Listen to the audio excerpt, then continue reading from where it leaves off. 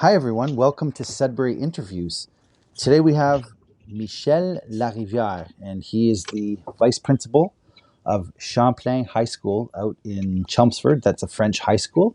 And we'll be talking about his career today and how he became a vice principal. Before we begin, you can find us on Sudstown, Greater Sudbury's top 10 conversations. Hey, Mike, how you doing? I'm doing very well. So before we begin, can you tell us a little bit about how you became a vice principal? I sure can. I started off my career a long time ago. Left Sudbury because there was no teaching jobs in the area. So in 1995, I moved down south in a small city called Chatham, and I taught in a little French community in Grand Point. I taught in an elementary school, and I moved to the high school. I was down there for 8 years. Came back to be with family. Taught with the Sudbury Catholic District School Board for 20 some years, and just wanted to get a little bit more involved. I wanted to pursue a little bit more my leadership qualities and my leadership abilities. So I applied to the French Catholic Board for as an administrator and went through the interview process, and here I am today. So is this something you always knew you wanted to do, go into that field? Yeah, it's ever since I was a young kid, I had a grade nine gym teacher who kind of took me under his wing and was a great leader for me and a great role model. And his name was Monsieur Bourgeois, and he was an amazing person, and it put me on the right path. And I told myself from that day on, I always wanted to pursue a job in teaching and give back the way I was given to, you know? Yeah, that sounds really nice. So what are some of the differences between principal and vice principal? Well, you know what? You'd be surprised. There's a lot of things that are the same. Your ability to, you go into work every day and you have your coworkers that you're talking to, and you interact with the students, so on and so forth. The one disadvantage is you're not in a classroom, so you don't spend all your time with a group, so you don't get to know them quite as much. But the advantage is you get to know a lot more kids and a lot more staff. So I found myself this year learning so much. I have a principal that I work with that has helped guide me along. The superintendents that I have under that with me are incredible people that are easy to talk to, and they're so welcoming. So I've had a chance to roam the school and interact with students, interact with staff, help on a larger base, which kind of suited my need. You know, I had been teaching for 32 years. I had 1 year experience as an administrator in the Greater North in Terrace Bay. I enjoyed it immensely. When I came back, I was applying for different jobs, but this is the one that came up, and I've been living the dream ever since. It was meant to be. Yes, it sure was. It sure was. I found myself a great fit over in Champlain. A lot of great kids, a lot of great staff. I'm learning so much. I didn't think there was this much to learn, to be honest with you. You know, I haven't been in the teaching community for 30 some years, but now I can implement a lot of my skills and share a lot of my knowledge, which I've wanted to do for a while now. And I'm looking forward to getting into my second year as an administrator. And I'm ready to retire. I could legally retire, but I just can't.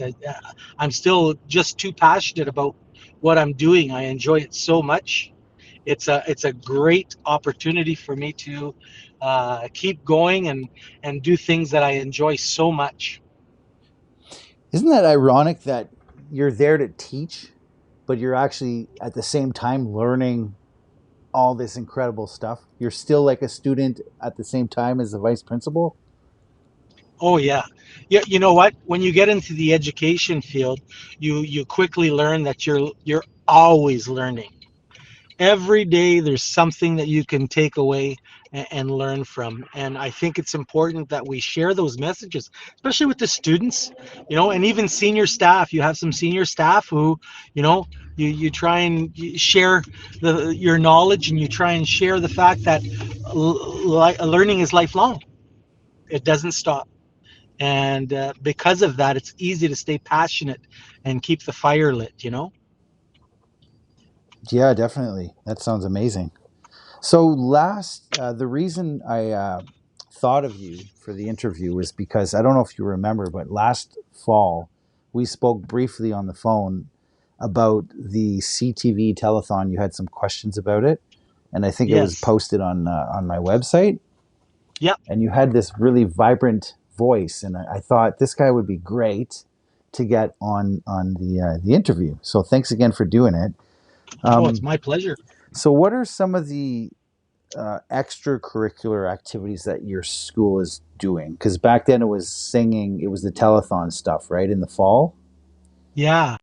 So our school is very active in sports, and we have a lot of really good teams. Our volleyball, flag football, etc., wrestling, which I'm responsible for, Nice. is doing really well. We have a very strong athletic program going on at our school, but there's so much more. We have clubs of all kinds. We have our our humanities, and doing stuff for the public is really, really strong. The food bank and so on and so forth. We're always involved with the over 50 club and the seniors, citizens, and all that kind of stuff. So there's all kinds of stuff going. I couldn't help but notice that when I was talking with some of the kids, how there was, some of the students were saying, well, we could be doing dance. Well, it just so happens in my career, I've always done dance competitions. And so you think you can dance competitions at all the schools that I've been at. So it was an easy fit for me. So I said, hey, why don't we put a dance team together? And as it turns out, we put a dance team together, and we applied for the telethon. And I got to tell you, it was a remarkable experience. There was some young ladies there that taught me so much, and the leadership that was coming out of some of our senior girls was absolutely amazing. It was a very worthwhile and rewarding experience. So tell us I more. also, Oh, sorry. Go ahead. yeah, sorry. Yeah, there was also another club that we did. We did the well, I'm going to call it the snowmobile club. Club Moto is what we called it, and we bought a skidoo, and we started working on it. We were fixing it, and at the end, after we were done fixing it, we did a draw, and somebody won the skidoo. So this year, I got another snow machine ready to go, and we're going to put it together. Hopefully.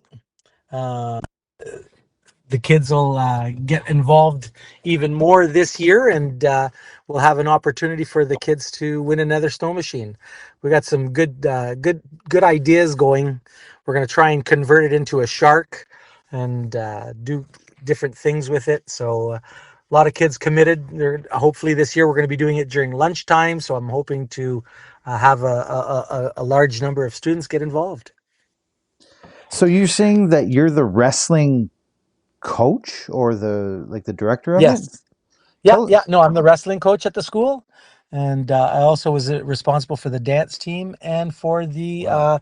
snow machine team That's club. that's Sorry. fantastic. So what Yeah. about wrestling? Do you guys do tournaments, go out of town or anything?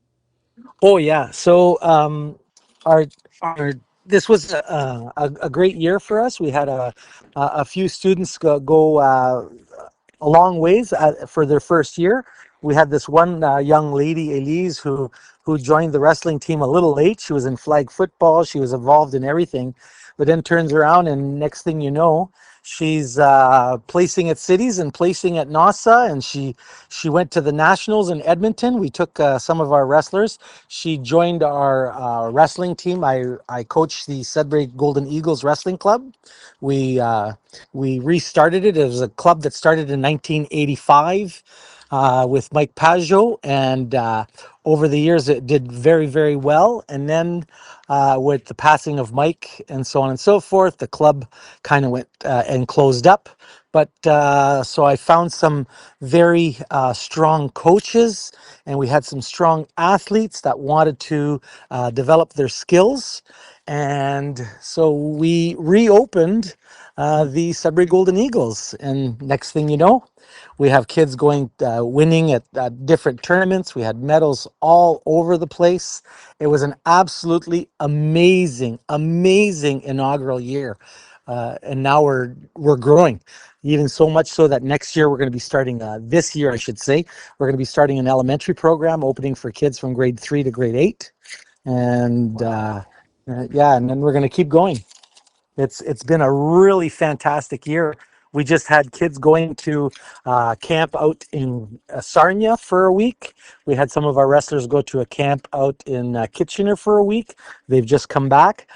This summer, we're starting in the month of August. We're going to be doing beach wrestling and weightlifting and so on and Wow. so forth on the beach. So I set up my shop. I got some weights going in it, and then we're going to head to the beach and we're going to do 2 or 3 weeks of weight training and so on and so forth and fitness with the kids. It's going to be, it should be a real blast. That sounds amazing. That's outside of the high school? Yeah, that's outside of the high school. Yeah, even though Wow. we have a lot of the kids from the schools that are involved in it, it just gives them a little bit of an extra outlet, for those that want to hone in on their skills uh, and not to mention that at the club, one of the things that I enjoy a lot about the club is that it's very family oriented. So the kids are making friends and building relationships, you know, and we go to these camps and everything, and now next thing you know, they know these people from other cities, so on and so forth. Wow. I've had the opportunity in my own life to create friendships across the world with wrestling, and now I have my athletes doing the same thing. That we go to tournaments, and no matter where we are in the province, and hey, they know each other and they say hi to each other and they greet each other, and it's just a wonderful sport that way. And I'm glad that I can bring it to Champlain. Sounds like you have a lot of community spirit going on over there. That's Oh yeah, that's beautiful. oh yeah, yes. We have an excellent staff for it too. We have a dedicated staff at Champlain who gives a lot of their time and energy for the kids and for the community. Is there a music program there? We have music, but there's not a program per se. There are extracurricular activities like choir, so on and so forth.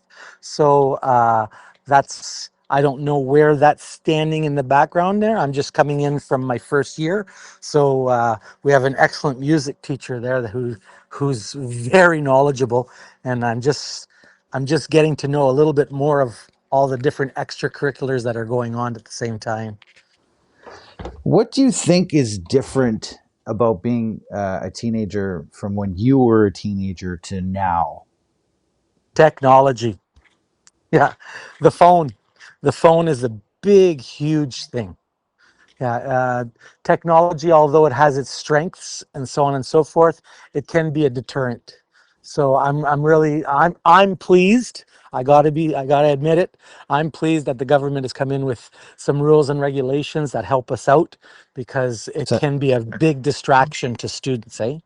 So students managing that technology is a skill that they need. Technology is important. They need it. We got to show them how to use it. We got to teach them to be responsible users of technology, and so on and so forth. And they have to have it to do that. But by the same token, sometimes it's just there can be too much technology and too much access to it. So I'm very pleased that the government's coming along, and we have a staff that's on board with it as well. And for the most part, you'd be surprised. A lot of our students are on board. Like they're on board. They want to go to class. They want to learn, and they're avoiding the distractions. like, what can you explain to us what the new policies are? Well, the government allows us to not allow cell phones in the classroom. So, like at our school, for instance, and at many schools in the area in Sudbury, our board for sure is that when students get to school at a certain point in time, they have to put their phones in their lockers, and then they're not allowed to have access to it during certain times of the day, which is during class time. which has been very helpful, very helpful. And that's ministry mandated from the Ministry of Education.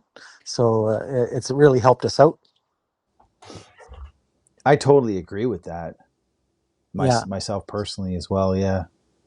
hmm Yeah, Well, that's there's so important. much things that can, there's so much good that can happen, but there's also so much bad, right?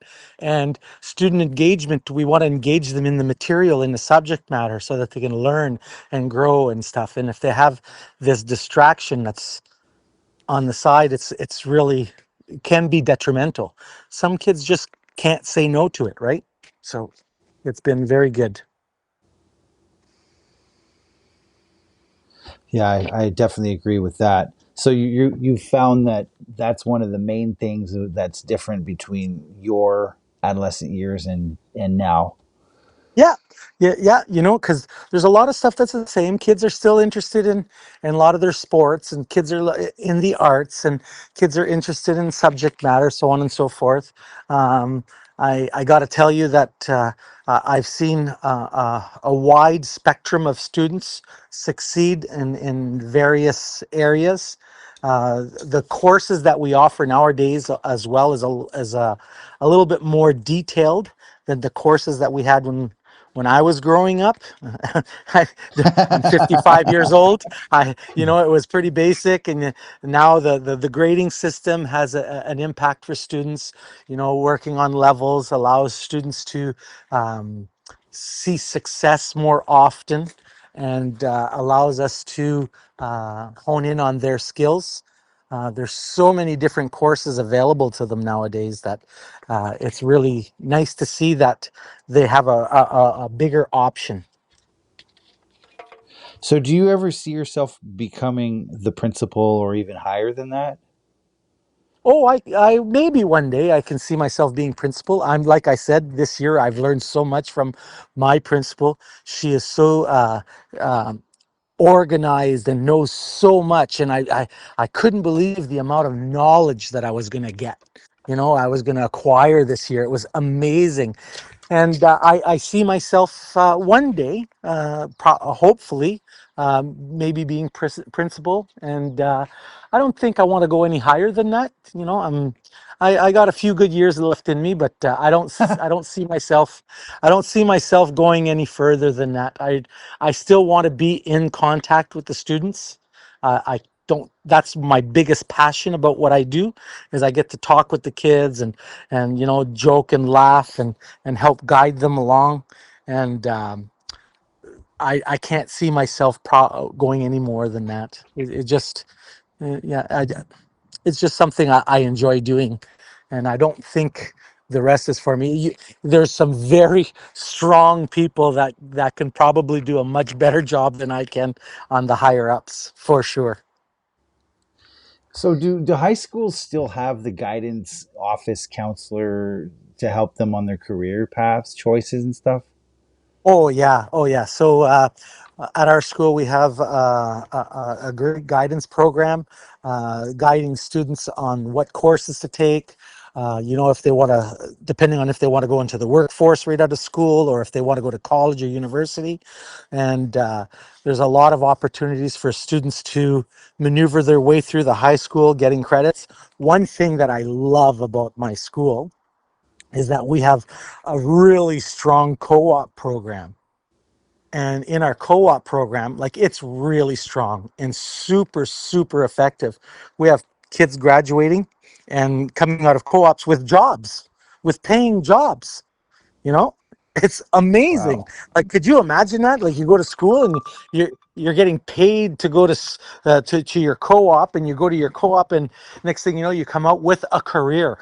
We have some very skilled students, and we have a very effective guidance uh, system at our school. She's very efficient. She knows the kids. She knows the programs. Amazing, absolutely amazing. Is that where the kids job shadowing, like for a day or something like that? Did they I'm still? sure there's still that kind of stuff, but no, these are just we have a very We have a veteran co-op teacher at our school, and she's has established relationships with all kinds of businesses in the community and beyond. And the students don't come to school sometimes. They go straight to work. If they have a morning co-op or if they have an afternoon co-op, they'll leave and then they go work in the literally physically do the work in the in industry, you know. So very effective program, gives the students a really good opportunity to see if it's something they like, they don't like, so on and so forth. So and get credits at the same time. I wish it would have been like that a little bit when I was growing up, because I could have seen myself being a hands-on guy too. Yeah.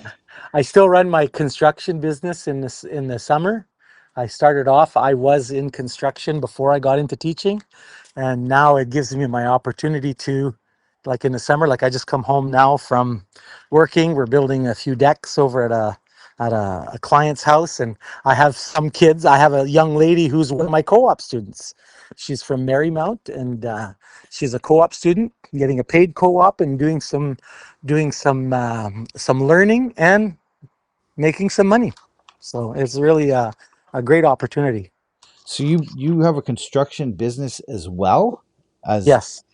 okay. What else do you guys do?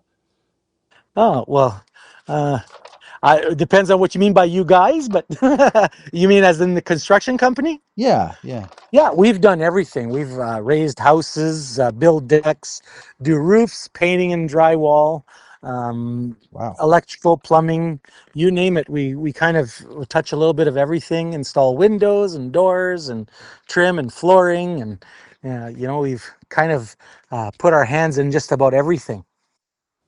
Wow, that's a nice combination. Pretty Yeah, neat. yeah. All right, so I'll leave you with this last question, and I call this the daily segment. I don't know why, but it's something I ask every guest who comes on the show, and you're episode 16. So the question is, what is one thing that you feel would make Sudbury greater? What would make Sudbury greater? Well, I got to tell you, having more athletic facilities, athletics and arts are two of the things that really engage kids, engage students, and having uh, better facilities, more central facilities would be an absolute game changer.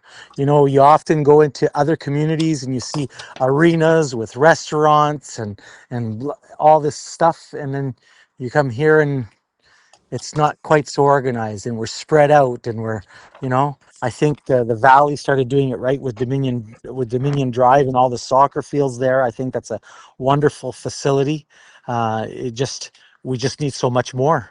Our soccer needs more indoor soccer bubble. We could sure use one of those. A nice dome. We could use good quad pad hockey rink. uh, you know um, there's just so many things that we can do for athletics and for arts in the area. I just think that it's money well spent.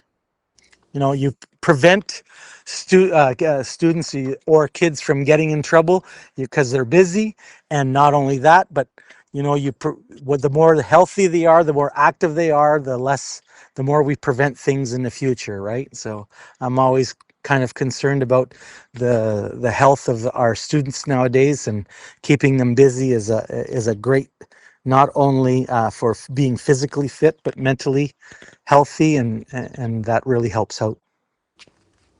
Good answer. Yeah, Yeah, beautiful. I love that. yeah, Sudbury Interviews, everyone. Thank you for your time today, Mike. yeah. Not a problem. It's my pleasure. I thank you for everything you do, and I look forward to meeting again.